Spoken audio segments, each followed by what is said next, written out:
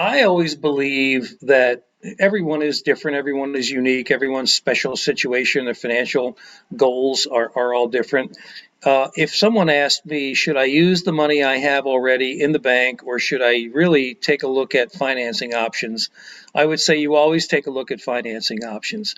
So, based on a typical business, let's say it's a $500,000 investment and you do have $500,000 in the bank. That money in the bank is post-tax. You've already earned that money, you've paid tax on it, and now it's sitting in there. If financing is available and it's at a rate that's comfortable for you, and the debt service is affordable based on the business projections, I would recommend that someone use financing. You've heard the old expression, use other people's money. And if in fact you ever need the other money for a number of different things, you always have your $500,000 in the bank for additional working capital or something that always goes wrong in business, a construction delay or a delay getting permits, or in the event of the last couple of years, COVID. So the answer clearly is yes, I would certainly use other people's money, provided that you can cover your debt service and the loan is affordable and you can qualify for the loan. In order to prepare for financing, it's like anything else in life, you have to prepare to do what you want to do and achieve your goal. I would say you should be aware of what the lenders are looking for. Now, one of the products Mike mentioned earlier is the 401k rollover, which we fondly call the Rainmaker. You can see the book in the back, Make It Rain.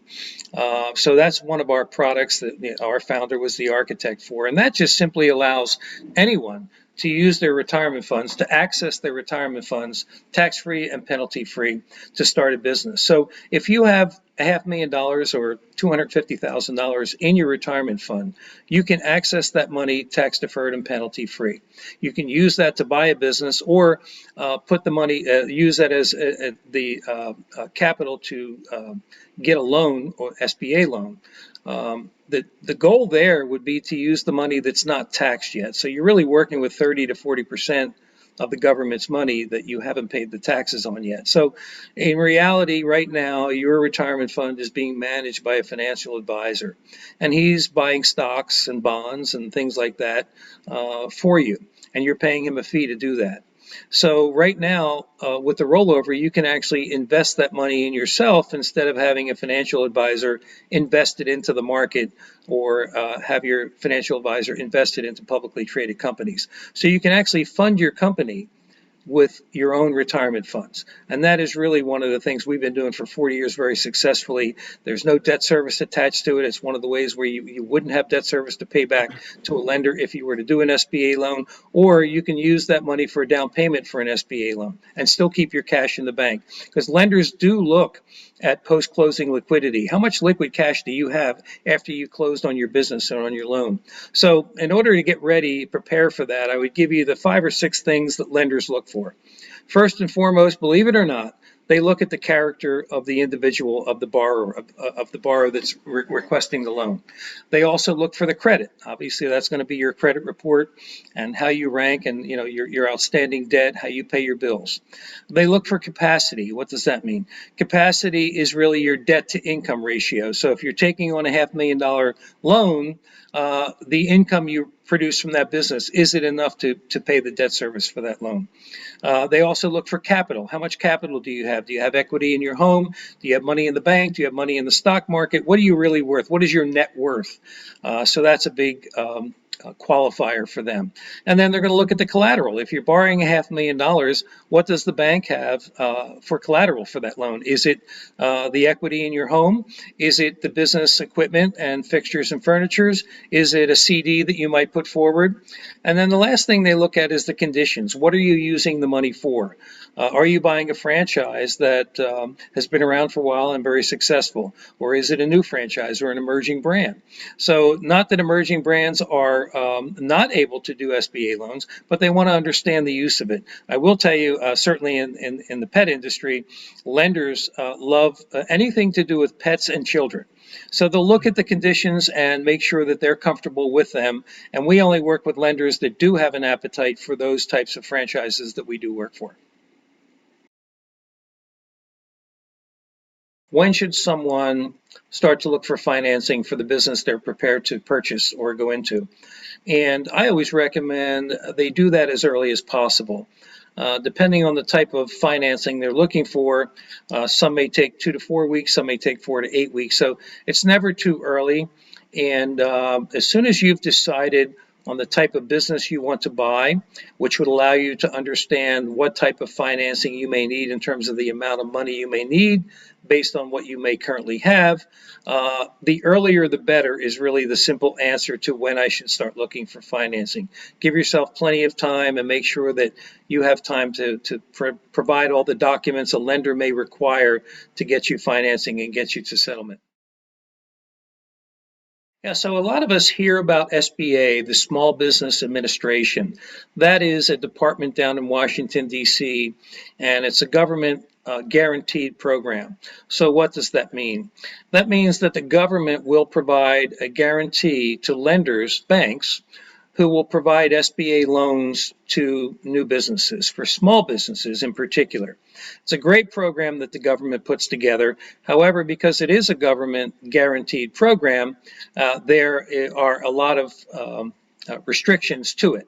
It has to be used under a certain amount of money, under $5 million, and there are guidelines for it. So some may tell you that it's certainly a challenge to apply for an SBA loan. It would be if you were doing that on your own and selecting a bank or sending it down to Washington to the SBA department.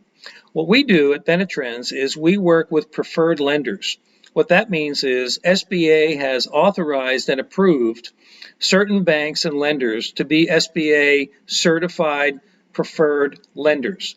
They can do an SBA loan without having to get approval from the SBA. However, in the unlikely event of a default with that SBA loan, like an insurance company, the only time the government will step in and guarantee that loan is only after they've reviewed the loan and it met or exceeded the criteria by SBA.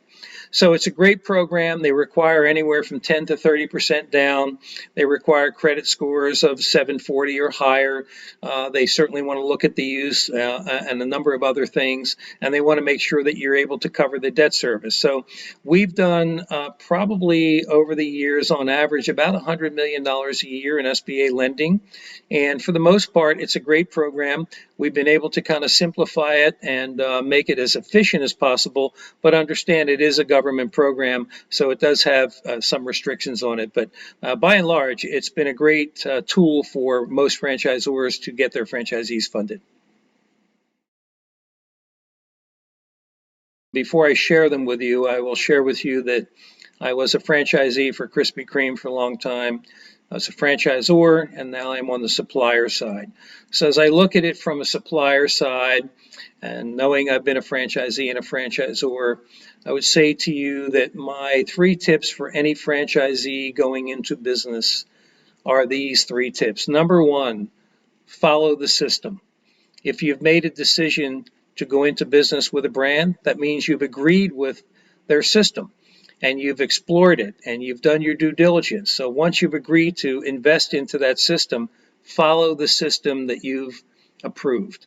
Tip number 2, do not quit at the 50-yard line. Why is that important?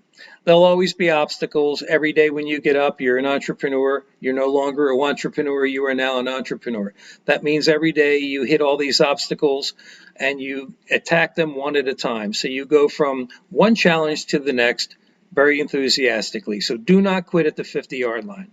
3rd tip, do not go in undercapitalized. Make sure you understand the total investment. Make sure you understand the franchise fee. Make sure you understand the working capital required to get your business to profitability, to break even to profitability. And we talked earlier about the cash in the bank versus using that versus doing a loan. That cash in the bank will always be golden. And you know the old saying, right? Cash is king. If you ever needed an extra $50,000 or $100,000 because there was a construction delay or a permit delay or a weather delay or whatever it may be, you're able to continue to fund your business and not stop hiring employees and paying for marketing. So you'll always have the ability to be well capitalized. So again, to sum it up, follow the system, don't quit at the 50-yard line, and don't go in undercapitalized. I hope that helps everyone.